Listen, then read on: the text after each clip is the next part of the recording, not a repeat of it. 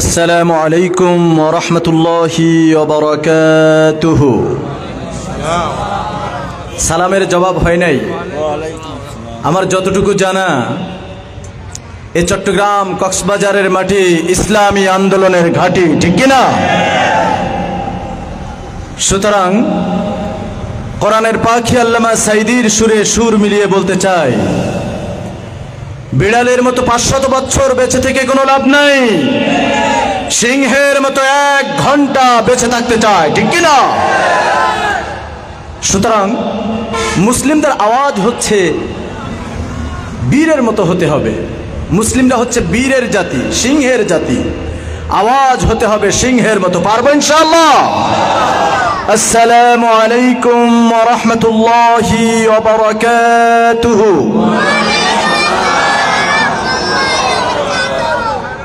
إن الحمد لله نحمده ونستعينه ونستغفره ونعوذ بالله من شرور أنفسنا ومن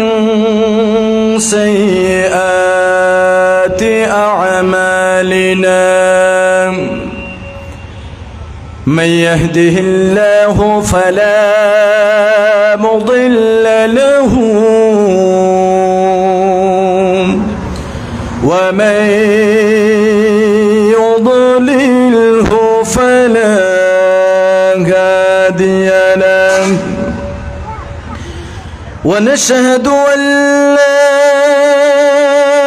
إله إلا الله وحده لا شريك له ونشهد أن سيدنا وحبيبنا ومولانا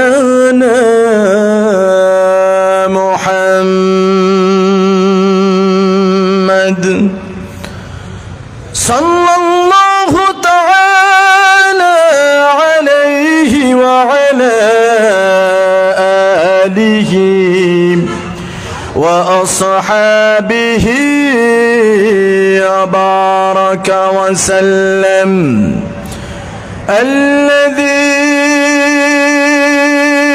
أرسله بالحق بشيرا ونذيرا وداعيا إلى الله بإذنه وسراجا منيرا.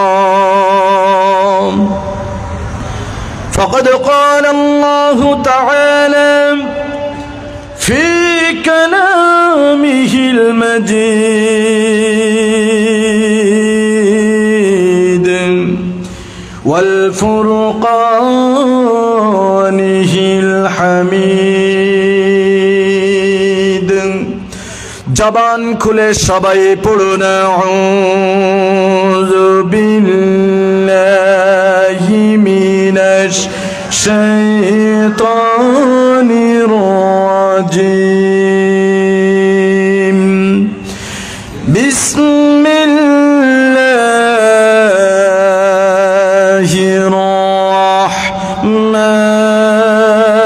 রাহমানির রাহিম.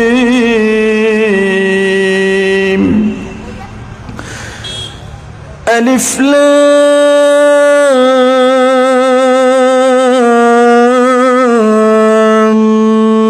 ميم.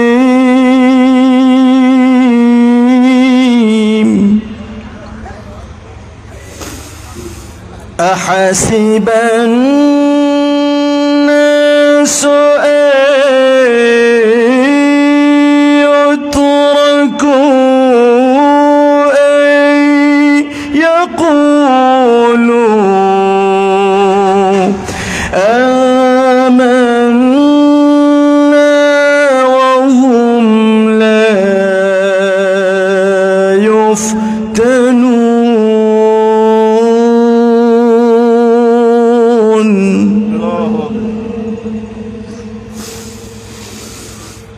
أحسب الناس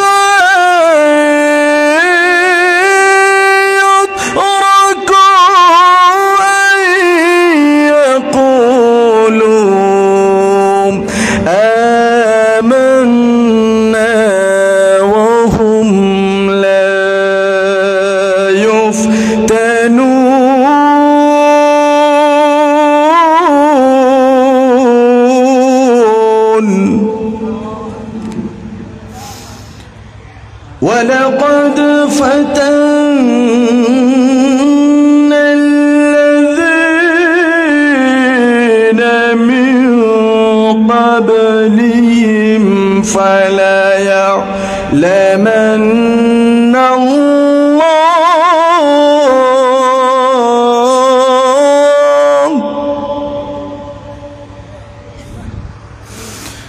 الذين صدقوا ولا يعلمن الكاذبين. وقال رسول الله صلى الله عليه وسلم الدنيا سجن المؤمن وجنة الكافر أو كما قال عليه الصلاة والسلام. وقال تعالى في شان حبيبه آمرا ومخبرا إن الله وملائكته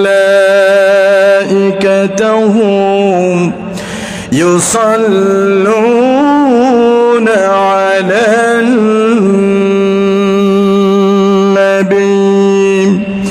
يا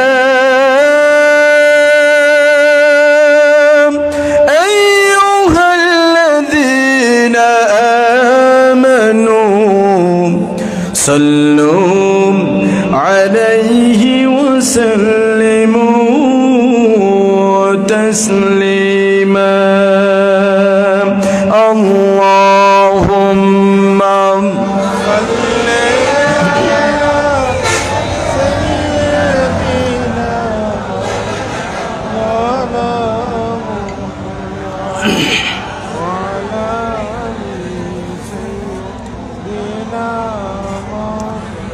আল্লাহর নবীর প্রতি আমাদের ভালোবাসা আছে নাকি নাই?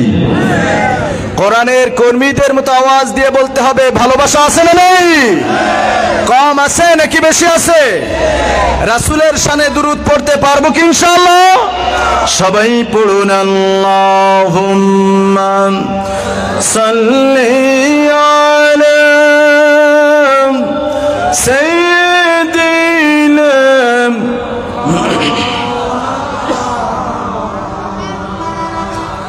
وعلى آله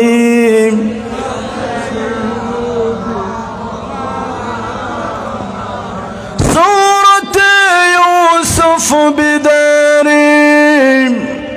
حكمة لقمان إمام قارئ قرآن باري اهد ساد من ما بلغ العلم بكماله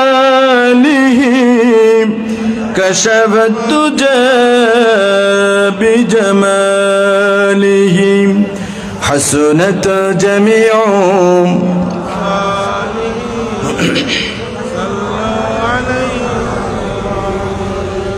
যেই মানে প্রয়োজনে জ্বলে ওঠে না, যেই মানে সত্য সত্যনের কথা বলে না, যে ঈমান প্রয়োজনে জ্বলে ওঠে না, যে ঈমান সত্যনের কথা বলে না,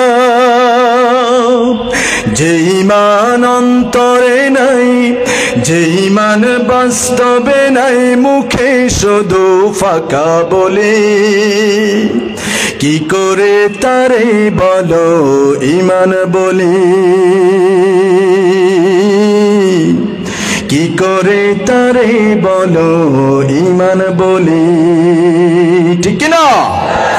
যে ঈমান প্রয়োজনে জ্বলে ওঠে না, যে ঈমান সত্যনের কথা বলে না, যে ঈমান অন্তরে নাই, যে ঈমান বাস্তবে নাই, মুখে শুধু ফাঁকা বলি, কি করে তারে বলো ঈমান বলি, কি করে তারে বলো ঈমান বলি। যে ঈমান দিন কায়েমের আন্দোলনের ধার ধারে না, যে ঈমান লেবাজধারী কোরআন হাদিস তাও পড়ে না, ঠিক কিনা? এরকম ঈমানদার আছে না নাই? এই সমস্ত ঈমানদার নামের মুনাফিক গুলো বলে ধর্মের সাথে রাজনীতির কোনো সম্পর্ক নাই, কথা বলেন ঠিক কিনা? যে ঈমান দিন কায়েমের আন্দোলনের ধার ধারে না, যে ঈমান লেবাজধারী কোরআন হাদিস তাও পড়ে না, যে ঈমান অন্তরে নাই, যে ঈমান বাস্তবে নাই, মুখে শুধু ফাঁকা বলি, কি করে তারে বলো ঈমান বলি, কি করে তারে বলো ঈমান বলি। যে ঈমান প্রয়োজনে জ্বলে ওঠে না, যে ঈমান সত্যনের কথা বলে না, যে ঈমান অন্তরে নাই, যে ঈমান বাস্তবে নাই, মুখে শুধু ফাঁকা বলি, কি করে তারে বলো ঈমান বলি, কি করে তারে বলো ঈমান বলি। আল্লাহ বুঝার তৌফিক দান করুন, বলেন আমিন। আলহামদুলিল্লাহ।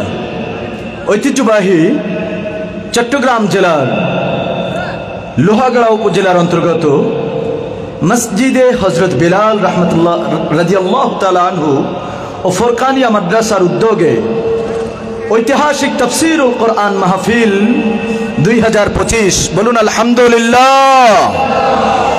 আজকের মাহফিলের স্বনামধন্য সুযোগ্য মুহতারাম সভাপতি মহোদয়, আপনার আমার সকলের সুপরিচিত ব্যক্তিত্ব, অত্র এলাকার কৃতি সন্তান বড় ভাই জনাব আলহাজ মোহাম্মদ ওয়াহিদুর রহমান বাচ্চু হাফিজাহুল্লাহ, আজকের মাহফিলের প্রধান অতিথি হিসাবে যিনি আমন্ত্রণ পেয়েছেন, গণমানুষের নেতা, অত্র সাতকানিয়া লোহাগাড়ার কৃতি সন্তান, সাবেক সংসদ সদস্য, বাংলাদেশ জামাত ইসলামীর সম্মানিত চট্টগ্রাম মহানগরের আমির মহোদয় জনাব আলহাজ শাহজাহান চৌধুরী হাফিজাহুল্লাহ, আজকের মাহফিলের আমন্ত্রিত অতিথিবৃন্দগণ, আজকের এই মাহফিলের সেই মাগরিব থেকে এই পর্যন্ত জাতির শ্রেষ্ঠতম সন্তান হাজারাতে উলামায়ে কেরামগণ যারা আলোচনা রেখে ধন্য করেছেন, আমি মুসাফির হালতে সকলের জন্য দোয়া জানাচ্ছি, আতালাল্লাহু উমরাহু ওয়া বারাকাল্লাহু ফি হায়াতি, জোরে বলুন আমিন। আজকের মাহফিলের সঞ্চালনা যিনি করছেন, আজকের মাহফিলের স্বনামধন্য ম্যানেজিং কমিটির সদস্যবৃন্দগণ, আজকের প্রোগ্রামের প্রধান আকর্ষণ, দূরে ও কাছ থেকে আগত স্বাগত, আমার প্রাণপ্রিয় কোরআন প্রেমিক, রাসূল প্রেমিক, নরসারদুল বীর মুজাহিদ সিপাহসালার অন্যতম সৈনিকেরা, প্রাণপ্রিয় শ্রদ্ধাভাজন ভাই এবং বাবাজিরা, স্নেহের কচিকাচা বন্ধুরা, প্রাণপ্রিয় যুবক ভাইয়েরা, পর্দার অন্তরালে অবস্থানরতা সর্বগুণে গুণান্বিতা শ্রদ্ধা সম্মানিতা আমার মা এবং বোনেরা, প্রাণপ্রিয় চট্টগ্রামবাসী, আমরা আলোচনার সূচনায় সর্বপ্রথম সেই মহান আল্লাহ সুবহানাহু ওয়া তাআলার দরবারে লাখো কোটি সাজুদ আর শুকরিয়া জ্ঞাপন করে নিচ্ছি, যে মহান মালিক সারাদিনের অক্লান্ত পরিশ্রমকে উপেক্ষা করে যে রাতটি আমাদের জন্য করেছিলেন আরামের, সে রাতের ঘুমকে হারাম করে কোরআনের এই ময়দানে, জান্নাতের এই বাগানে অসংখ্য মানুষ থেকে পৃথক করে আমাদেরকে আল্লাহ রাব্বুল আলামিন কবুল করেছেন। আমরা যারা এই মাহফিলে আসতে পেরেছি, একটু আওয়াজ দিয়ে বলুন তো আপনারা খুশি নাকি বেজার? বেজার আছেন কারা কারা? একটু হাত তোলেন। সবাই সজাগ আছেন? বলেন আলহামদুলিল্লাহ। আমরা খুশি হয়ে সেই মহান মালিকের জন্য দিল থেকে এক যোগে আকাশ বাতাস মুখরিত করে দিয়ে শুকরিয়া জ্ঞাপন করে নিচ্ছি, প্রাণ খুলে বলছি আলহামদুলিল্লাহ। আবারও বলছি আলহামদুলিল্লাহ। আমরা পড়ছি রব্বানা লাকাল হামদ হামদান কাসীরান তাইয়িবান মুবারাকান ফীহি ইয়া রাব্বি লাকাল হামদ কামা ইয়ানবাগি লিজালালি ওয়াজহিকা ওয়া আযীমি সুলতানিক।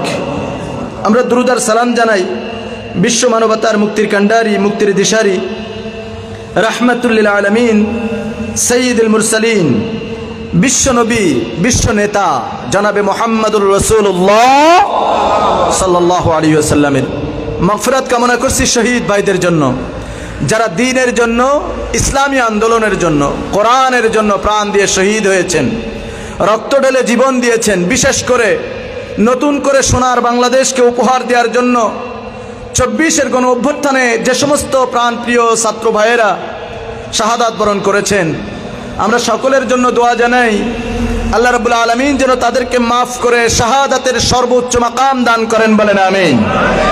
আমার বন্ধুগণ, আলোচনার সূচনায় যে কিতাব থেকে তেলাওয়াত করেছি, আওয়াজ দিয়ে বলুন তো সে কোরআন কার? আওয়াজ দিতে হবে ভাই। চট্টগ্রামের মানুষ তো ইসলামী আন্দোলনের মানুষ, সবাই এরা রক্ত দিতে জানে, জীবন দিতে জানে, আওয়াজ দিতে জানে, ঠিক কিনা? আমি বলতে চাই আলোচনার সূচনায় যে কোরআন থেকে আলোচনা করতেছি, তেলাওয়াত করেছি, একটু আওয়াজ দিয়ে বলুন তো সে কোরআন কার? এই কোরআনের ভিতরে কোনো সন্দেহ আছে? কোনো ভুল ত্রুটি আছে? যারা সন্দেহ করবে ইসলামের ভিতরে, তাদের কোনো জায়গা আছে? সুতরাং এ কোরআন কিন্তু আপনার আমার কাছে বিগত 1500 বছর ধরে অনেক শাহাদাতের বিনিময়ে, রক্তের বিনিময়ে আপনার আমার পর্যন্ত এসেছে, কথা বলেন ঠিক কিনা? সেই সমস্ত ষড়যন্ত্রকারী, সেই সমস্ত কোরআন বিরোধী মানুষ নামের অমানুষগুলো আজও আমাদের সমাজে আছে না নাই? এরা কোরআন সহ্য করতে পারে না, কোরআনের কথা শুনলেই এদের গায়ে চুলকানি শুরু হয়ে যায়, কথা বলেন ঠিক কিনা? ও আমার বন্ধুগণ, আপনাদের চট্টগ্রামের সাতকানিয়া লোহাগড়ার সন্তান অ্যাডভোকেট সাইফুল ইসলাম, সাইফুল ইসলাম আলিফ ভাইকে তো আপনারা চেনেন, চেনেন সবাই। এই মানুষটার কি অপরাধ ছিল? কোনো অপরাধ ছিল? শুধুমাত্র কোরআনের পথে রয়েছে, ইসলামের পথে রয়েছে, হকের পথে রয়েছে। এই হকের পথে থাকতে যে ইসলাম বিরোধী শক্তির কাছে আজকের তাকে জীবন দিতে হয়েছে, কথা বলেন ঠিক কিনা? ও আমার বন্ধুগণ, আজকের বলতে চাই, এই কোরআনের জন্য যদি তারা শহীদ হতে পারে, রক্ত দিতে পারে, যদি এই কোরআনের জন্য আলেমে দ্বীনগণ যদি ফাঁসের কাস্টে ঝুলতে পারে, এই কোরআনের জন্য যদি কোরআনের পাখি আল্লামা সাঈদী বিষ পান করে দুনিয়ার জীবন থেকে বিদায় হতে পারে, এই কোরআনের জন্য যদি আমাদেরও প্রয়োজন হয় রাজপথে ঝাঁপিয়ে পড়ার, আমরা কি তৈরি আছি? এই কোরআনের জন্য যদি প্রয়োজনে সংগ্রাম করতে হয়, আমরা কি তৈরি আছি? আমরা সংগ্রাম করতে রাজি, তবুও বাতিল শক্তির কাছে মাথা নত করতে রাজি নয়, ঠিক কিনা? এই কোরআনের জন্য জীবন দিতে প্রস্তুত আছেন? কারা কারা তৈরি আছেন? দুটি হাত তুলে আল্লাহ তাআলাকে দেখায় দেন। আল্লাহ কবুল করুন, হাত নামান। আমার বন্ধুগণ, সেই কোরআন থেকে আমি অল্প সময় কথা বলবো, যেহেতু অনেক দেরিতে আমাকে উঠানো হয়েছে। আগামীকালকে আমার আবার চলে যেতে হবে সিলেট। এজন্য আমি যতটুকু সময় কোরআন থেকে কথা বলবো, আপনারা কি সময় দেবেন ইনশাআল্লাহ? সবাই সময় দিবেন ইনশাআল্লাহ? আমার কলিজার টুকরা যুবক ভাইয়েরা, সবাই বসে যেতে হবে। আমি এখনই কোরআন তেলাওয়াত শুরু করবো ইনশাআল্লাহ। সবাই বসে যান। কোরআনের সম্মানে যারা কোরআনকে ভালোবাসেন শুধুমাত্র তারাই বসবেন। আমার বন্ধুগণ, কোরআন শোনার একটা আদব রয়েছে, কোরআন শোনার আদব রয়েছে। এই কোরআন যদি আমরা মনোযোগ সহকারে শুনি, বলুন তো রহমত নাজিল করবেন কে? আল্লাহ রাব্বুল আলামিন কোরআনুল কারীমের ভিতরে বর্ণনা করতেছেন, ওয়া ইদা কুরিয়াল কুরআনু ফাসতামিউ লাহু ওয়া আনসিতু লাআল্লাকুম তুরহামুন।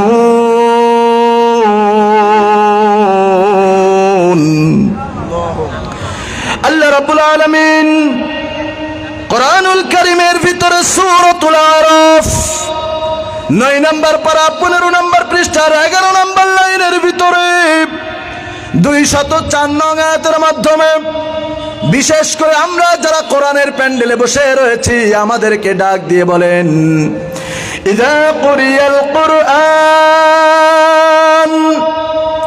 যখন তোমাদের সামনে কোরআনুল কারীম থেকে তেলাওয়াত করা হয়, যখন তোমাদের সামনে এই কোরআন থেকে আলোচনা করা হয়, তখন তোমাদের দায়িত্ব হলো অত্যন্ত মনোযোগ সহকারে আমলের নিয়তে চুপ করে এ কোরআন তোমরা শ্রবণ করবে। এই নির্দেশ কে দিচ্ছেন? আল্লাহ রাব্বুল আলামিন বলেন, যদি তোমরা আমলের নিয়তে চুপ করে কোরআন শ্রবণ করো, আশা করা যায় আমার তরফ থেকে যতগুলো রহমত রয়েছে সমস্ত রহমতগুলো তোমাদের পরে নাজিল হয়ে যাবে। আরো যারা বলেন সুবহানাল্লাহ। আমার বন্ধুগণ, সেই কোরআন থেকে সূরাতুল আনকাবুতের প্রথম 3টা আয়াত তেলাওয়াত করেছি। কয়টা আয়াত? 3টা আয়াত তেলাওয়াত করেছি। এই আয়াতের আলোকে আজকের আলোচ্য বিষয় নিয়ে এসেছি ঈমানের অগ্নি পরীক্ষা। ঈমানের অগ্নি পরীক্ষা, যে প্রকৃত মুমিন তার উপরে পরীক্ষা আসবেই। যে প্রকৃত ঈমানদার দাবি করবে তার উপরে জুলুম বাধা বিপত্তি আসবেই, ঠিক কি না? আর যদি মনে করেন আপনি 5 ওয়াক্ত নামাজ পড়েন, আপনি ইবাদত বন্দি কোনো কিছুর কমতি নাই, কিন্তু আপনার উপরে পরীক্ষা আসতেছে না, মনে রাখবেন আপনার ঈমানের ভিতরে ভেজাল রয়ে গেছে। কথা বলেন ঠিক কি না? আমি আপনাদের এই সাতকানিয়া লোহাগাড়ার ভিতরে বিগত 3-4টা বছর ঢুকতে পারি নাই। আপনাদের একজন আল্লাহর ওলি ছিলেন আবু রেজা নদভী। এ যখনই আমার নামটা দেখেছে সাথে সাথে মাহফিল বন্ধ করে দিয়েছে। আজকে আমি আসতে পেরেছি, আলহামদুলিল্লাহ। কিছু কথা বলবো ইনশাআল্লাহ আজকে। আমার বন্ধুগণ, সূরা আল আনকাবুত, আনকাবুত শব্দের অর্থ কি কেউ বলতে পারবেন? মাকড়সা। মাশাআল্লাহ। মাকড়সার জাল কি খুব মজবুত নাকি দুর্বল? ভাই আপনাদের কথা বলতে হবে। আপনার চুপ করে বসে থাকলে আমার কথা বলতে ভালো লাগবে না। যখনই প্রশ্ন করব সাথে সাথে জবাব দিতে হবে। মাকড়সার জাল কি খুব মজবুত নাকি দুর্বল? দুর্বল। যারা কোরআনের বিরোধিতা করছে, যারা কোরআনের বিরোধিতায় এখনো পর্যন্ত লিপ্ত রয়েছে, এখনো যারা স্বপ্ন দেখতেছে কোরআনকে বাদ রেখে আমরা যা ইচ্ছা তা করব, আমি বলি তাদের ষড়যন্ত্রের জাল এই মাকড়সার জালের চাইতেও আরো দুর্বল। কথা বলেন ঠিক কিনা?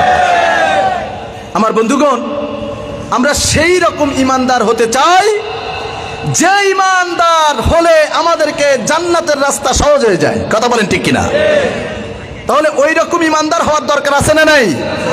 আজকের আমরা এই কোরআন দিয়ে হাদিস দিয়ে বর্তমান সময়ের আলোকে কিছু কথা বলবো আর মিলিয়ে নেব আমাদের ঈমানের সাথে, যে আমাদের ঈমান কতটুকু রয়েছে। আমরা তো খুব নামাজ পড়ি, দাড়ি টুপি পাগড়ি গোলজামা সব রয়েছে, দেখতে মনে হয় আল্লাহর ওলি, অথচ টাটকা টাটকা শয়তানের ধাড়িগুলো আমাদের সমাজে আছে না নাই? এরা মুখ দিয়ে মিষ্টি কথা বলে অন্তরে মুনাফিকি লালন করে। কথা বলেন ঠিক কিনা? আজকের আসুন আমরা কোরআন থেকে আমাদের পরিচয়গুলো একটু জানার চেষ্টা করি। আল্লাহ তাআলা কি বলছেন একটু খেয়াল করুন। আল্লাহ রাব্বুল আলামিন বলেন, আলিফ লাম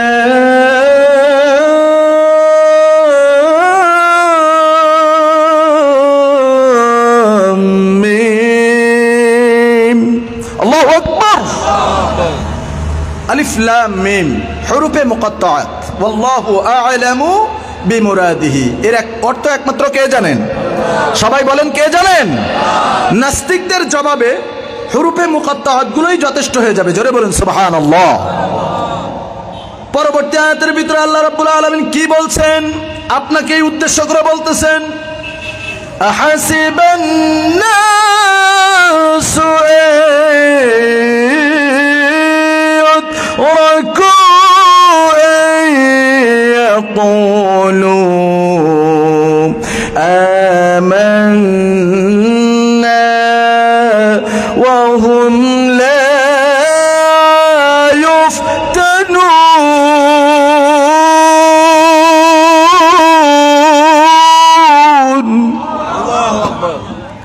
আল্লাহ রাব্বুল আলামিন সূরাতুল আনকাবুতের মাধ্যমে আমরা যারা ঈমানদার দাবি করেছি, আমরা যারা মুসলিম নামে পরিচিত রয়েছি সমাজের ভিতরে, আমাদেরকেই লক্ষ্য করে আয়াতের মাধ্যমে বর্ণনা করে দিলেন। মানুষেরা কি মনে করে নিয়েছে? আইয়াকুলু আমান্না। মানুষেরা কি মনে করে নিয়েছে ঈমান আনার কথা বললেই তাদের ছেড়ে দেওয়া হবে? আপনি কি তাই মনে করেছেন নাকি? আপনি কি তাই মনে করেছেন? আরে আপনার মতন আল্লাহর ওলি অনেক ছিল। আবু জেহেল, আবু লাহাব, উতবা, সাইবা, মুগিরা, তাদের আমলে একজন আল্লাহর ওলি ছিল। সে মুনাফিকদের সর্দার। নাম কি? বিশ্বনবীর পিছনে সব থেকে 5 জন ব্যক্তি নামাজ আদায় করেছেন, তার ভিতরে তিনি একজন। আব্দুল্লাহ বিন উবাই ইবনে সুলুল। এ কি মুসলিম নাকি মুনাফিক? সবাই বলেন মুনাফিক। ভাই আপনারা আমার কথা কি বুঝতেছেন? আপনাদের কথা আমি একটু বুঝতে কষ্ট হলেও আমার কথা তো কারোর বোঝার মানে কষ্ট হওয়ার কথা না। আমার কথা কি সবাই বুঝতে পারছেন? আলহামদুলিল্লাহ। দেখুন আল্লাহ তাআলা আপনাকেই বলছেন, একটু খেয়াল করবেন। যুবক ভাইয়েরা যারা আছেন, আমার বাপজানেরা যারা আছেন, একটু কানের ভিতরে ঢুকাতে হবে, একটু চিন্তা করতে হবে। আমরা তো সব আমাদের বিবেকটাকে কুরবানি করে ফেলেছি, আমাদের বিবেকটাকে কবর দিয়ে ফেলেছি। বড় হুজুর কি বলেছে ওইটাই রাইট, অমুক মাদ্রাসার প্রিন্সিপাল কি বলেছে ওইটাই রাইট। কোনো ভালো মন্দ আমরা নির্ণয় করি না। আজকের আমাদের বিবেকটাকে কুরবানি দিয়ে ফেলেছি। একটু বিবেক দিয়ে চিন্তা করার চেষ্টা করুন, বোঝার চেষ্টা করুন, তাহলে বুঝতে পারবেন যে আপনি কোন কোয়ালিটির মুনাফিক, কোন কোয়ালিটির মুসলিম, সেটা আপনি বুঝতে পারবেন। আল্লাহ রাব্বুল আলামিন বলেন, হাসিবান নাসু আইয়ুতরাকু আইয়াকুলু আমান্না। মানুষেরা কি মনে করে নিয়েছে ঈমান আনার কথা বললেই তাদের ছেড়ে দেওয়া হবে? অহুম লা ইফতানুন। আল্লাহ তাআলা বলেন অথচ তাদের পরীক্ষা করা হবে না। এ কথা কার কথা ভাই? সবাই বলেন কার কথা? আল্লাহ তাআলা বলতেছেন, তোমরা কি মনে করে নিয়েছো ঈমান আনার কথা বললেই তোমাদের ছেড়ে দেওয়া হবে, অথচ তোমাদের পরীক্ষা করা হবে না? আমি অবশ্যই তোমাদেরকে পরীক্ষা করব। তার কারণ হলো আল্লাহ তাআলা পরবর্তী আয়াতের মাধ্যমে সেটাও বর্ণনা করে দিয়েছেন। আল্লাহ তাআলা বলেন, ওয়ালাকাদ ফাতান্নাল্লাযীনা মিন ক্বাবলিহিম فَلَيَعْلَمَنَّ اللَّهُ الَّذِينَ صَدَقُوا وَلَيَعْلَمَنَّ الْكَاذِبِينَ। আল্লাহু আকবার। তোমাদের পূর্বে যত নবী রাসূল এই দুনিয়ার মাঝে এসেছেন, বাবা আদম আলাইহিস সালাম থেকে হযরত ঈসা আলাইহিস সালাতু ওয়াস সালাম পর্যন্ত যত নবী রাসূল এই দুনিয়ার বুকে এসেছেন, তাদের অনুসারী যারা ছিলেন, আমি রব্বুল আলামিন প্রত্যেকের উপরে পরীক্ষা করেছি। কেমন পরীক্ষা এসেছে যদি সংক্ষিপ্তভাবে একটু বলি।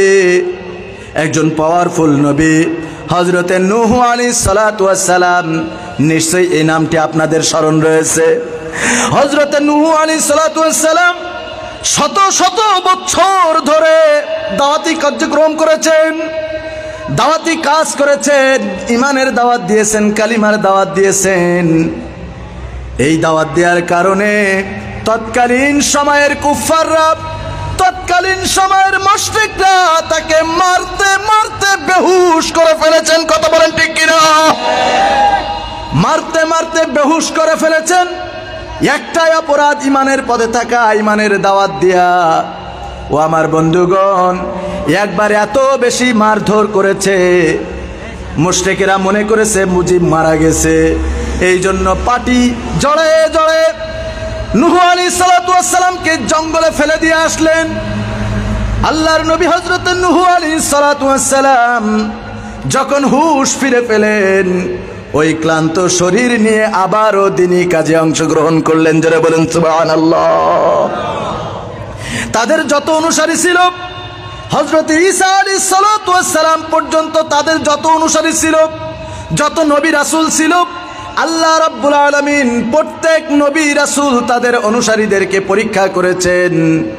আল্লাযীনা সাদাকু ওয়া লা ইয়ালামান্নাল কাযিবিন।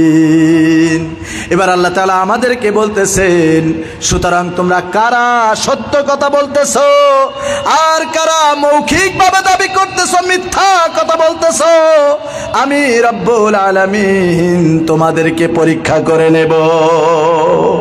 এই পরীক্ষা দিতে সবাই রাজি আছেন তো? আমার বন্ধুগণ, কষ্ট না করলে সুখ অনুভব করা যায় না। আল্লাহ তাআলা কোরআনে নিজেই বলেছেন, ইন্না মাআল উসরি ইউসরা, নিশ্চয়ই কষ্টের পরেই রয়েছে সুখ। তো আপনি যদি সারা জীবন সুখের ভিতরে থাকেন, তাহলে সুখটা মূলত কি জিনিস এটা আপনি কোনোদিন অনুধাবন করতে পারবেন না।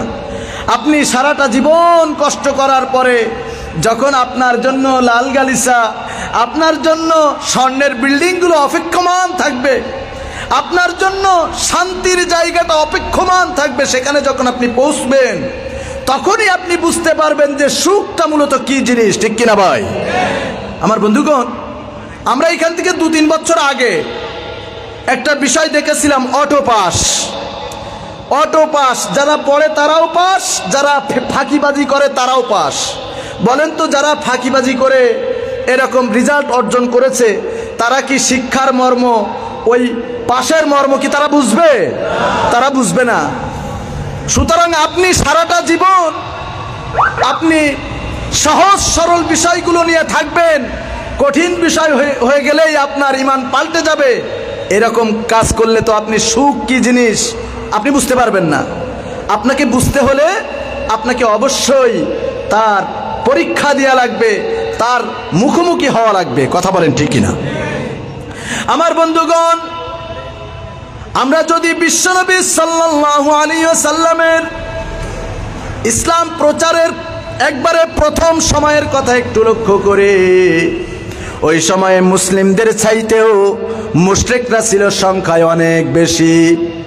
আল্লাহর নবীর কথা শুনে যখন মুশরিকরা আস্তে আস্তে কোরআনের ছায়াতলে এসেছেন, ঈমান গ্রহণ করেছেন, এই ঈমান আনার কারণে তাদের উপরে কতটা জুলুম আর নির্যাতন এসেছিল, আমি আপনাদের সম্মুখে একটি বিখ্যাত হাদিস পরিবেশন করতে চাই। সে সম্পর্কে হযরতে খাব্বাব রাদিয়াল্লাহু তাআলা আনহু, আল্লাহর নবীর একজন বিখ্যাত সাহাবী। আমি আপনাদেরকে বুখারীর কথা বলছি, বুখারীর হাদিস। খুব মনোযোগ সহকারে খেয়াল করবেন আর মিলিয়ে নেবেন আপনার ঈমানের সাথে। হযরতে খাব্বাব রাদিয়াল্লাহু তাআলা আনহু ঈমানের পথে থাকার কারণে, ঈমান গ্রহণ করার কারণে মক্কার কুফফারদের হাতে এত বেশি জুলুম নির্যাতনের শিকার হয়েছেন। একদিন সহ্য না করতে পেরে বিশ্বনবী সাল্লাল্লাহু আলাইহি ওয়াসাল্লামের কাছে চলে আসলেন। আমার বন্ধুগণ, আমার যুবক ভাইয়েরা, খুব মনোযোগ দিতে হবে, এর ভিতরে অনেক শিক্ষা রয়েছে। নির্যাতন সহ্য না করতে পারে বিশ্বনবী সাল্লাল্লাহু আলাইহি ওয়াসাল্লামের কাছে চলে আসলেন। ওই সময়ে বিশ্বনবী সাল্লাল্লাহু আলাইহি ওয়াসাল্লাম গায়ের চাদরখানা বালিশ বানিয়ে মাথায় দিয়ে কাবার চত্বরে একটু বিশ্রাম নিচ্ছিলেন। আল্লাহর নবীকে ডেকে বলছেন, ইয়া রাসূলুল্লাহ, ইয়া হাবিবাল্লাহ, আপনি কি আমাদের জন্য আল্লাহর কাছে একটু দোয়া করেন না? ঈমান আনার কারণে, ইসলামের পথে থাকার কারণে কাফেরদের কাছে তো মার খেতে খেতে শেষ হয়ে গেলাম। ওগো আল্লাহর নবী, আপনি কি আমাদের জন্য আল্লাহর কাছে একটু সাহায্য প্রার্থনা করেন না? আমাদের ঈমান কেমন? আমরা তো এমন ঈমানদার, আমরা তো ওই কোয়ালিটির ঈমানদার যে ঈমানদার 500 টাকা ঈমান বিক্রি করে ফেলে। কথা বলেন ঠিক কিনা? আমরা তো ওই কোয়ালিটির ঈমানদার, সামান্য এক প্যাকেট বিরিয়ানির কাছে আমাদের ঈমানটাকে বিক্রি করে দেয়, ঠিক কিনা? কোরআনের পাখি আল্লামা সাঈদীর যখন বিচার কার্য শুরু হয়েছিল, সাক্ষী সে সময় দরকার ছিল। আপনার আমার মতো কিছু মুসলিম, তারা সামান্য 2000 টাকার কাছে তাদের ঈমানটাকে বিক্রি করে দিয়ে মিথ্যা সাক্ষ্য আল্লামা সাঈদীর বিরুদ্ধে দিয়েছিলেন। কথা বলেন ঠিক কিনা? আমরা তো এই কোয়ালিটির ঈমানদার। আবার আমরা দাবি করি আমরা বড় মুসলিম। আপনি তো ওই কোয়ালিটির মুসলিম, চাচার মাথায় টুপি আছে, সাদা দাড়ি, জমির আইল কাটতেছে, সুবহানাল্লাহ সুবহানাল্লাহ জিকির করতেছে, জমির আইল কাটতেছে, আইল কাটতে কাটতে বারবার দেখে আইল সোজা হয়েছে কিনা, আইল সোজা হয়েছে কিনা। এইভাবে আইল কাটতে কাটতে চাচার জমির বরকত হয়ে যায় আর পাশের জমির জমি কমে যায়। এইরকম কোয়ালিটির চাচা আমাদের সমাজে আছে না? আপনি তো ওই কোয়ালিটির মুসলিম, নিজের বউ ভালো লাগে না, পাশের বাড়ির ভাবির সাথে পরকীয়ায় লিপ্ত এমন যুবক আছে না নাই? আপনি না আবার মুসলিম। কেমন ছিল তাদের ঈমান? মিলিয়ে দেখুন আপনার ঈমানের সাথে। আপনি কোন জাতের মুসলিম? আপনি তো ওই জাতের মুসলিম। হজ করতে যাচ্ছে বাবা, ছেলের নামে জমিগুলো লিখে দিচ্ছে, মেয়ের মাথায় হাত বুলিয়ে বলছে, মা তোর জন্য দোয়া করে দিলাম। এইভাবে অধিকার নষ্ট করে, হক নষ্ট করে, হক ফাঁকি দেয়। এরকম পিতা আছে না নাই? 4টা ছেলের ভিতরে ছোট ছেলেটার একটু বেশি ভালোবাসে, জমি তার জন্য একটু বেশি লিখিয়ে দিয়েছে। এইভাবে বেইনসাফি কাজ করেছে, এমন পিতা আছে না নাই? ও আমার বন্ধুগণ, আমরা তো এই কোয়ালিটির মুসলিম। আমরা না আবার নামাজ পড়ি। আপনি নামাজ পড়েন, চুরি করেন, আপনি নামাজ পড়েন, চাঁদাবাজি করেন, আপনি নামাজ পড়েন আবার বলেন কোরআনের সাথে রাজনীতির কোনো সম্পর্ক নাই। কথা বলেন ঠিক কিনা? আমার বন্ধুগণ, কেমন ছিল সাহাবীদের ঈমান? একটু মিলিয়ে দেখুন আপনার ঈমানের সাথে। আল্লাহর নবী এমনিতেই সাহাবীদেরকে জান্নাতি ঘোষণা করেন নাই। আপনার আমার মতো মুনাফিক মার্কা ঈমানদার ছিলেন না। তাদের ঈমান কেমন ছিল? ইসলাম গ্রহণ করার কারণে, ঈমান আনয়নের কারণে এত বেশি জুলুম আর নির্যাতনের শিকার হয়েছেন। সহ্য না করতে পেরে বিশ্বনবী সাল্লাল্লাহু আলাইহি ওয়াসাল্লামের কাছে এসে বললেন, ইয়া রাসূলুল্লাহ, ইয়া হাবিবাল্লাহ,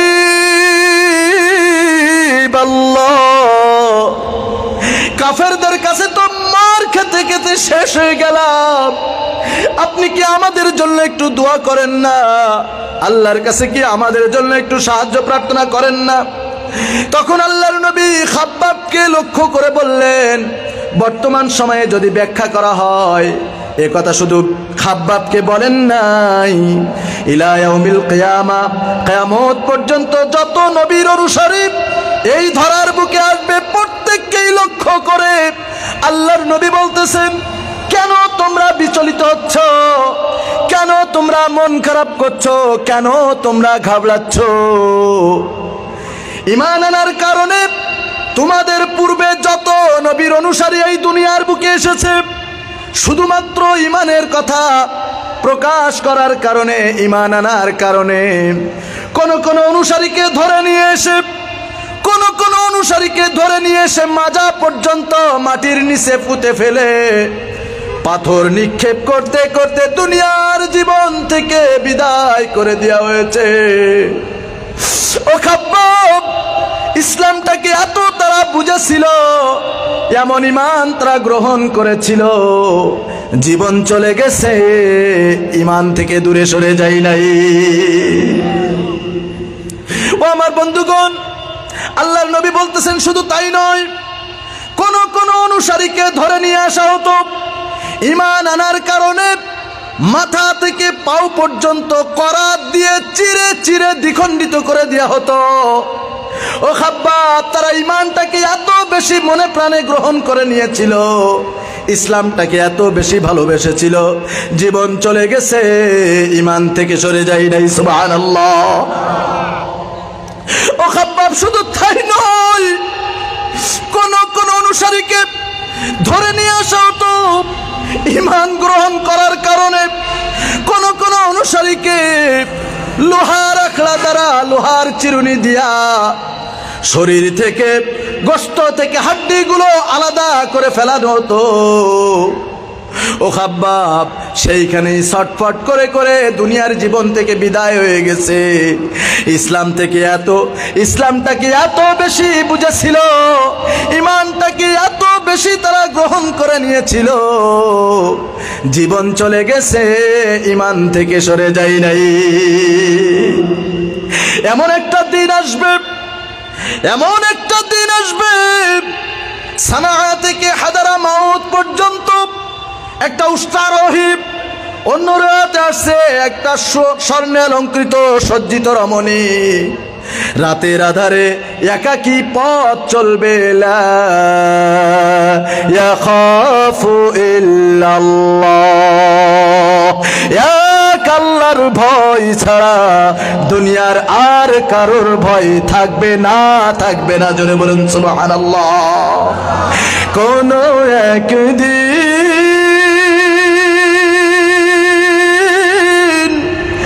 এদেশের আকাশে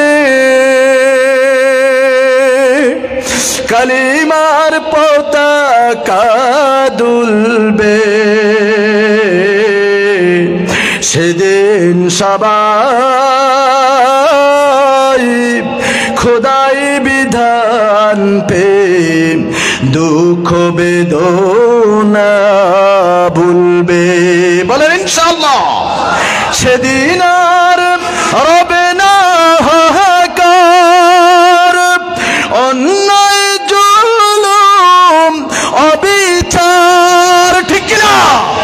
এরকম একটা সোনার বাংলাদেশ কি আমরা চাই? এরকম একটা ইসলামিক বাংলাদেশ কি আমরা চাই?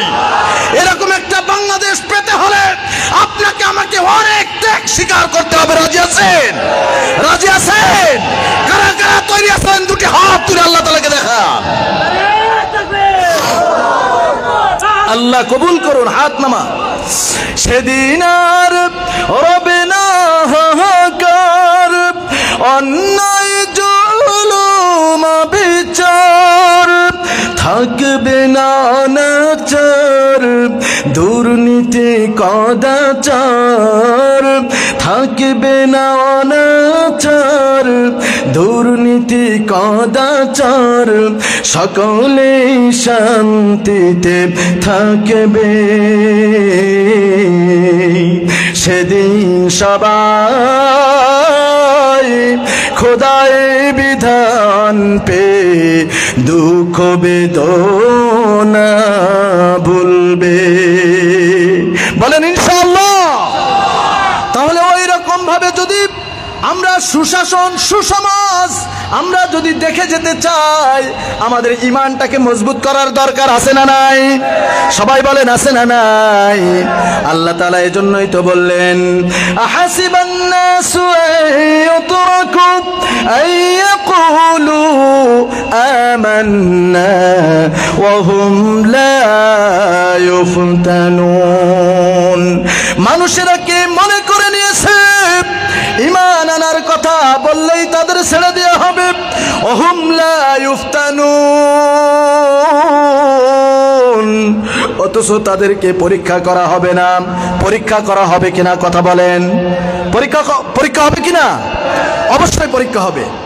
যদি আমরা বিশ্বনবীর সময়ের পার করে এসে ইসলামিক সিপাহ সালাদের কথা একটু বলতে চাই, তাহলে আমরা বলবো এই যে কোরআন থেকে কথা বলছি, এই কোরআনের একজন ব্যাখ্যাকারী, যতগুলো ব্যাখ্যা রয়েছে, যতগুলো তাফসীর গ্রন্থ রয়েছে, এর ভিতরে একখান বিখ্যাত তাফসীর গ্রন্থ হচ্ছে তাফসীর ফি জিলালিল কোরআন। এই তাফসীর ফি জিলালিল কোরআনের লেখক ঈমান আনয়নের জন্য, কোরআনের পথে থাকার জন্য কিভাবে তাকে পরীক্ষা দিতে হয়েছিল আপনাদেরকে একটু বর্ণনা করতে চাই। আল্লামা সাইয়্যিদ কুতুব শহীদ রাহমাতুল্লাহি আলাইহি একজন কিংবদন্তি ইসলামী আন্দোলনের সিপাহ সালার, জোরে বলেন সুবহানাল্লাহ। আল্লামা সাইদি তার ব্যাখ্যা সম্পর্কে, তার তাফসীর সম্পর্কে বলেছিলেন, যদি কেউ শুয়ে শুয়ে তাফসীর ফি জিলালিল কোরআন একবার শোনে, সে আর শুয়ে থাকতে পারবে না, সে বসে যাবে। সুবহানাল্লাহ। যদি বসে বসে এই তাফসীর ফি জিলালিল কোরআন একবার যদি পড়ে, একবার যদি বুঝতে পারে, ওই মুসলিম আর কখনো বসে থাকতে পারবে না। তাফসীর কি জিনিস, তাফসীর শুনে শুনে সে দাঁড়িয়ে যাবে। জোরে বলেন সুবহানাল্লাহ। তৎকালীন সময়ের জালেম সরকার, আমরা তো একখান স্বৈরাচারী হটাইছি, ঠিক কিনা ভাই? 16টা বছর বহু জ্বালাতন করেছে। কোরআনের পাখি আল্লামা সাইদি বলেছিলেন, বেশি বাড়াবাড়ি করবেন না।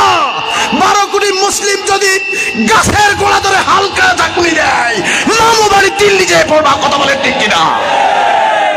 সারা বিশ্বের ভিতরে এতগুলো রাষ্ট্র থাকতেও এ বেঈমান বেটির আর কোথাও জায়গা হয়েছে? হয় নাই।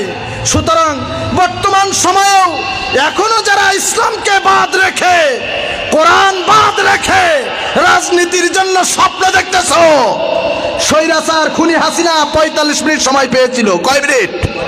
45 মিনিট সময় পেয়েছিল। বাড়াবাড়ি করলে 45 মিনিট না, 45 সেকেন্ড সময় পাবা না। কথা বলেন ঠিক কিনা? বাংলার মুসলমান এখন অনেক অনেক সচ্চার। কথা বলেন ঠিক কিনা? বেশি বাড়াবাড়ি করলে নেতা নামের বাটপালগুলোর পিঠের চামড়া থাকবে না, থাকবে না, থাকবে না। কথা বলেন ঠিক কিনা? আমার বন্ধুগণ, কেমন ভাবে ইমানের পরীক্ষা দিতে হবে? তৎকালীন সময়ের জালেম সরকার, মিশরের জালেম সরকার, সেই সময়ের ইসলামী আন্দোলনের সিপাহ সালার আল্লামা সাইয়্যিদ কুতুব শহীদ রাহমাতুল্লাহি আলাইহি একমাত্র কোরআন লেখার কারণে, কালেমার দাওয়াত দেওয়ার কারণে জালেম সরকার চিন্তা করলো, এইভাবে যদি কোরআনের দাওয়াত দেওয়া শুরু করে, এইভাবে যেভাবে দেখছি যুবক ছেলেগুলো যেভাবে কোরআনের আন্দোলনের দিকে ঝুঁকে যাচ্ছে, এইভাবে যদি তাকে চলতে দেয়া হয়, এইভাবে যদি তাকে চলতে দেয়া হয়, আমার এই অবৈধ মাসনদার থাকবে না। ঠিক কিনা?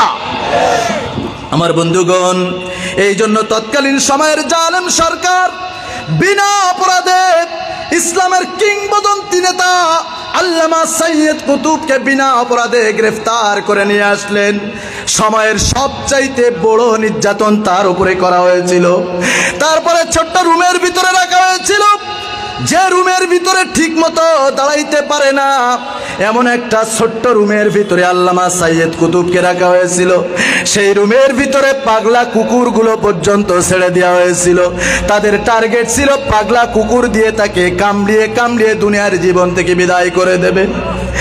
এইভাবে স্বৈরাচার জালেম সরকার এইভাবে কষ্ট দেওয়ার পরে আলেমকে কটাক্ষ করে গালি দিল। অনুসারীদেরকে বলল, দেখো তো কুকুরের সাথে কুকুর কি আচরণ করেছে। নাউজুবিল্লাহ। একজন কোরআন প্রেমী, একজন কোরআনের ব্যাখ্যাকারী, একজন ইসলামী আন্দোলনের সিপাহ সালার, তাকে তৎকালীন সময়ের জালেম সরকার কুকুর বলে গালে দিয়েছে। আজকের আমাদের সময়ে দেখলে বোঝা যায়, বিগত 16টা বছরে যারা কোরআনের আন্দোলন করেছে, ইসলামী আন্দোলনের পথে মানুষকে আহ্বান করেছে, এই জালেম সরকার খুনি হাসিনা তাদেরকে গালিগালাজ করেছে, স্বাধীনতা বিরোধী, যুদ্ধ অপরাধী, রাজাকার বলে গালি দিয়েছে। কথা বলে ঠিক কিনা? আমার বন্ধুগণ, সময় কম, আমার বন্ধুগণ, আজকের আমরা দেখছি সেই জালিম স্বৈরাচারের থেকে শিক্ষা নিয়ে বর্তমান সময়েও এরাও পর্যন্ত আলেমদের গালিগালাজ করেছে, আলেমদের উপরে নির্যাতন করেছে, ফাঁসিতে ঝুলিয়েছে, বিষ প্রয়োগে হত্যা করেছে। ও আমার বন্ধুগণ, বলতেছিলাম ইসলামের কিংবদন্তি নেতা আল্লামা সাইয়্যিদ কুতুবের কথা। আল্লামা সাইয়্যিদ কুতুবকে যখন এইভাবে দেখতে বলা হলো, দেখো তো তার সাথে কি আচরণ করা হয়েছে। যে দেখলো, শেষ রাত্রে নাটকের পরিবর্তন দেখতে পেল। অনুসারীরা যে দেখলো আল্লামা সাইয়্যিদ কুতুব শেষ রাত্রে তাহাজ্জুদে সেজদায় রয়েছেন, আর পাগলা কুকুরগুলো চতুর্দিক থেকে পাহারা দিচ্ছেন। জোরে বলেন সুবহানাল্লাহ। কি ঈমান ছিল তাদের! জীবন যে দিতে হবে এটার জন্য বিন্দু পরিমাণ তারা কোন রকম ভয় পেত না। কথা বলেন ঠিক কিনা? আল্লাহ তাআলা বলতেছেন, হাসিবান নাসু আন ইউতরাকু আন ইয়াকুলু আমান্না। মানুষেরা কি মনে করে নিয়েছে ঈমান আনার কথা বললেই তাদের ছেড়ে দেওয়া হবে? ওয়াহুম লা ইফতানুন। অথচ তাদেরকে পরীক্ষা করা হবে না। আমাদের বড় বড় ইসলামী আন্দোলনের সিপাহসালারগণের কথা একটু বলতে চাই এবার।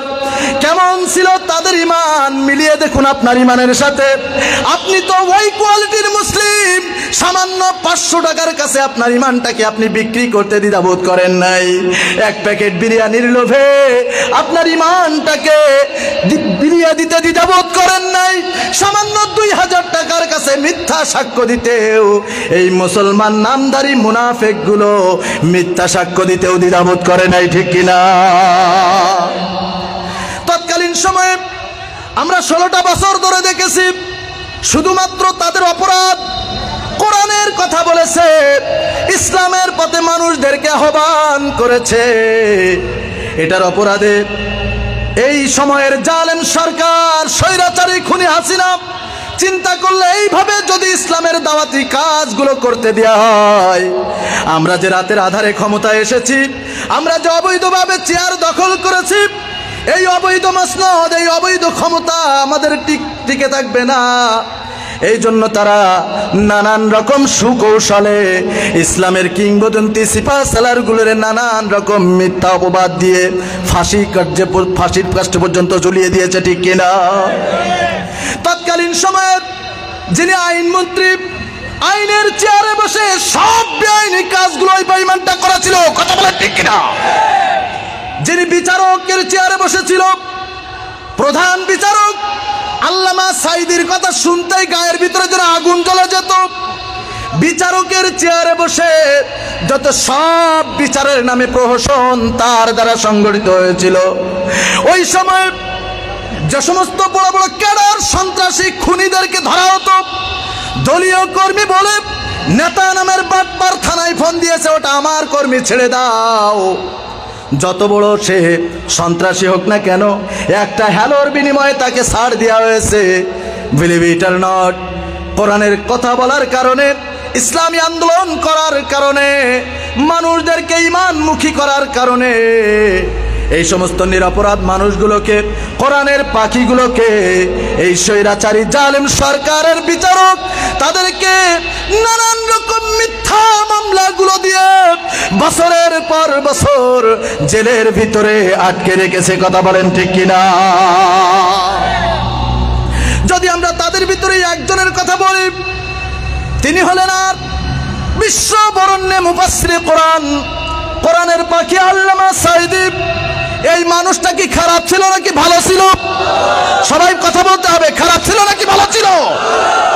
দল মত ধর্ম বর্ণ নির্বিশেষে যে মানুষটাকে কলিজা দিয়ে মানুষ ভালোবাসতেন, আমাদের বাংলাদেশের জালেম সরকারের কয়টা জালেমের বাচ্চা এই কোরআনের পাখি আল্লামা সাইদিকে সহ্য করতে পারে নাই।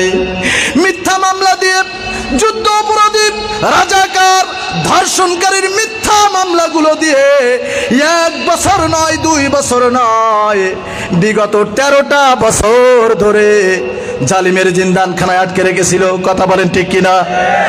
তাদের টার্গেট ছিল কোরআনের পাখির জবান যদি বন্ধ করে দেওয়া হয়, এত হিম্মত নিয়ে হক কথাগুলো বুঝে আর কেউ বলার সাহস পাবে না। তাছাড়া যেহেতু তারা অবৈধভাবে ক্ষমতা দখল করেছে, অবৈধভাবে যেহেতু চেয়ার দখল করেছে, ভারতের রাম আর বামদেরকে একটু খুশি করা লাগবে। ভারতের সবচাইতে বড় জন ছিলেন কোরআনের পাখি আল্লামা সাঈদী। কথা বলেন ঠিক কিনা? এই জন্য তারা চিন্তা করেছিল আল্লামা সাঈদীকে হত্যা করে যদি তাদেরকে হাদিয়া দেওয়া হয়, তাহলে বুঝি আর এইভাবে হিম্মত সহকারে আর কেউ কথা বলবে না আমাদের বিপক্ষে। এই জন্য তারা সুকৌশলে হার্ট অ্যাটাকের বাহানা দিয়ে কোরআনের পাখি আল্লামা সাঈদীকে মেডিকেলে নিয়ে আসলেন। গাড়ি থেকে নেমেই জাতির উদ্দেশ্যে মনে হয় শেষ সালামটুকু দিয়েছিলেন, আসসালামু আলাইকুম ওয়া রাহমাতুল্লাহ। এইভাবে শেষ সালামটুকু, বিদায়ী সালামটুকু দিয়েছিলেন। একটা রাত মেডিকেলে কাটিয়েছিলেন। জালিমের বাচ্চারা একটা রাতও তাকে শান্তিতে থাকতে দেয় নাই। বিগত 13 সালে মুস্তফা জামান নামের এক কুলাঙ্গার, যে শাহবাগে দাঁড়িয়ে সাথে সাঈদী তুই রাজাকার তুই রাজাকার বলে স্লোগান তুলেছিল, ওই কুলাঙ্গারটাকে ডাক্তার নিযুক্ত করা হয়েছিল। আপনাদের কাছে বলতে চাই, একটা ক্ষুধার্ত বাঘের সামনে যদি একটা ছাগল পড়ে, বলুন তো ওই ছাগলটা আর কি বেঁচে ফিরবে? বেঁচে ফিরবে? সুযোগ পেয়েছে ওই একটা দিনও শারীরিকভাবে মানসিকভাবে এত পরিমাণ টর্চার করা হয়েছে, এত পরিমাণ নির্যাতন করা হয়েছে। আল্লামা সাঈদী দুনিয়া থেকে বিদায় হওয়ার পরে তার পরিহিত পাঞ্জাবি যখন মাসুদ সাঈদী ভাইয়ের হাতে হস্তান্তর করা হয়, ওই পাঞ্জাবিটাও দেখা গেছে ছেঁড়া ফাটা অবস্থায় তার কাছে ফেরত দেওয়া হয়েছে। ও আমার বন্ধুগণ, তারা মনে করেছিল এইভাবে নির্যাতন করে কোরআনের পাখিকে বিদায় করলে আমাদের রাস্তা পরিষ্কার হয়ে যাবে। কসম খোদার, এক সাঈদীর আত্মত্যাগে, এক সাঈদীর শাহাদাতের বিনিময়ে আল্লাহ রাব্বুল আলামিন বাংলার ঘরে ঘরে সাঈদীর উত্তরসূরিগুলো পয়দা করে দিয়েছে। কথা বলেন ঠিক কিনা? আল্লামা সাঈদী তুমি মরনি, শহীদ হয়েছ তুমি এটাই জানে। আল্লামা সাঈদী তুমি মরনি, শহীদ হয়েছ তুমি এটাই জানে। শহীদ হয়েছ তুমি এটাই জানে। দেখা তো হবে না আর এই জীবনে, দেখা হবে জান্নাতে ফুল বাগানে। বলেন ইনশাআল্লাহ। এই আশা কবুল করো আল্লাহ তুমি, শহীদ হয়েছ তুমি এটাই জানে। শহীদ হয়েছ তুমি এটাই জানে। আল্লাহ কবুল করুন, বলেন আমিন। ওই রকম ইমানদার আমরা হতে চাই কিনা? তাহলে আমাদেরকে অবশ্যই পরীক্ষা দিতে হবে। আল্লাহ রাব্বুল আলামিন বলছেন, প্রকৃত যারা ঈমানের দাবি করবে আমি তাদেরকে পরীক্ষা করব। ওয়ালা নাবলুওয়ান্নাকুম বিশাইইম মিনাল খাউফি ওয়াল জু'i ওয়া নাকসিম মিনাল আমওয়ালি ওয়াল আনফুসি ওয়াস সামারাত ওয়া বাশশিরিস সাবিরিন। জোরে বলুন আল্লাহু আকবার। আল্লাহ রাব্বুল আলামিন বলেন, আপনাদেরকেই বলছেন, তোমাদের ভিতরে যারা ঈমানদার, আমার মনে হয় এখান থেকে যদি বলা হয় কারা কারা ঈমানদার, একটু হাতটা উঁচা করেন। আমার মনে হয় একটা হাত আর নিচে থাকবে না। আল্লাহ তাআলা আমাদেরকেই বলছেন, তোমাদের ভিতরে যারা ঈমানের দাবি করেছে আমি তাদেরকে কিছুটা ভয়, কিছুটা ক্ষুধা, সন্তান সন্ততির ক্ষতি, ফল ফসলের ক্ষতি, বিপদ আপদ বালা মুসিবত দিয়ে, এমনকি জেল জুলুম ফাঁসি দিয়েও পর্যন্ত পরীক্ষা করব। ও আমার বন্ধুগণ, সমস্ত প্রকার বিপদ আপদ বালা মুসিবত জেল জুলুম ফাঁসিকে উপেক্ষা করে যারা ঈমানের পরে অটল অবিচল থাকবে, আল্লাহ রাব্বুল আলামিন বলছেন হে নবী তাদেরকেই আমার জান্নাতের সুসংবাদ দিয়ে দেন। জোরে বলুন সুবহানাল্লাহ। ও আমার বন্ধুগণ, প্রকৃত ঈমানের বৈশিষ্ট্য হলো, প্রকৃত ঈমানদারদের বৈশিষ্ট্য হলো আল্লাযীনা ইযা আসাবাতহুম মুসিবা, যখন তাদের উপরে বিপদ আসে তারা একমাত্র ভরসা করে কার উপর। কিন্তু আপনার আমার মতো ঈমানদারগুলো যদি একটু বিপদে পড়ে সাথে সাথে দৌড়ায় আরেকজনের কাছে, সাথে সাথে দৌড়ায় নেতার কাছে, যে নেতার অনুসরণ করেছে ওই নেতা সারা জীবন পশ্চিম দিকে আছাড় খেয়েছে কিনা আল্লাহই ভালো জানে। এমন নেতার দালালি আপনি করেছেন, এমন নেতার অনুসারী আপনি হয়েছিলেন। আপনি যতই নামাজ রোজা করেন না কেন, এই রকম মুনাফিক বাটপার মার্কা নেতাদের অনুসরণ যদি আপনি করেন, যদি আপনি তাদের আনুগত্য করেন, তাদেরকে বসানোর জন্য যদি স্বপ্ন দেখেন, মনে রাখবেন আপনার কোনো ইবাদতের বিনিময়ে আল্লাহর জান্নাত আপনার ভাগ্যে হবে না। কথা বলেন ঠিক কিনা? এখন আমি আপনাদেরকে বলতে চাই, যারা ঈমানদার দাবি করছেন, আমরা যদি কোনো রকম বিপদে পড়ি, কোনো রকম পরীক্ষা আমাদের উপরে আপতিত হয়, আমরা ভরসা করব কার উপরে? সবাই বলেন কার উপরে? কোন নেতার উপর ভরসা করা যাবে? আমার বন্ধুগণ, যদি আমরা আল্লাহর উপরে ভরসা করি তাহলেই না আল্লাহ রাব্বুল আলামিন আমাদের উপরে দয়া করবেন। আল্লাহ তাআলা বলছেন আল্লাযীনা ইযা আসাবাতহুম মুসিবা, যখন ঈমানদারদের বৈশিষ্ট্য হলো যখন তাদের উপরে বিপদ চলে আসে তখন তারা কোনো মানুষের উপরে নির্ভর করে না, কোনো মানুষের উপরে নির্ভর না করে তারা জবান থেকে উচ্চারণ করতে থাকে ইন্না লিল্লাহি ওয়া ইন্না ইলাইহি রাজিউন। সবাই পড়েন ইন্না লিল্লাহি ওয়া ইন্না ইলাইহি রাজিউন।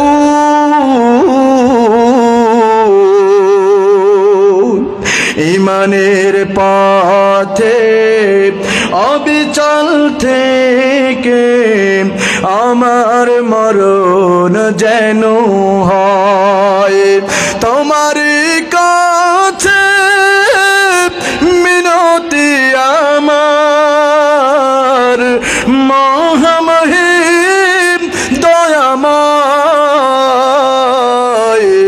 ঈমানের পথে অবিচল থেকে আমার মরণ যেন হয়। বলেন আমিন। তাহলে আল্লাহর পরীক্ষা আমাদের অবশ্যই দিতে হবে। তার কারণ হচ্ছে ওয়ালাকাদ ফাতান্নাল্লাযীনা মিন ক্বাবলিহিম ফালায়ালামান্নাল্লাহুল্লাযীনা সাদাকু ওয়ালায়ালামান্নাল কাযিবিন। আমাদের পূর্বে যত নবী রাসূল তাদের অনুসারীরা এই ধরার মাঝে এসেছিলেন, আল্লাহ রাব্বুল আলামিন প্রত্যেককেই কবুল করেছেন, প্রত্যেককেই পরীক্ষা করে নিয়েছেন। সুতরাং আপনি সত্য কথা বলছেন নাকি আপনি মিথ্যা বলছেন, মিথ্যা কথা বলে গলাবাজি করতেছেন, অবশ্যই অবশ্যই আল্লাহ সব পরীক্ষা করে নেবেন। কথা বলেন ঠিক কিনা? আমরা কি পরীক্ষা দিতে রাজি আছি? আল্লাহ যেন আমাদেরকে কবুল করেন। বলেন আমিন। আল্লাহর নবী আমাদেরকে সান্ত্বনার বাণী শুনিয়েছেন, আদ-দুনিয়াউ সিজনুল মুমিন ওয়া জান্নাতুল কাফির।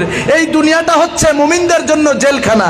আমার বাপজানেরা, যুবক ভাইয়েরা বলতে চাই, আপনারা বিশেষ করে যারা জেলখানায় গিয়েছেন, আমি আমার কথা বলি, আমার 3 বার যাওয়া হয়ে গেছে।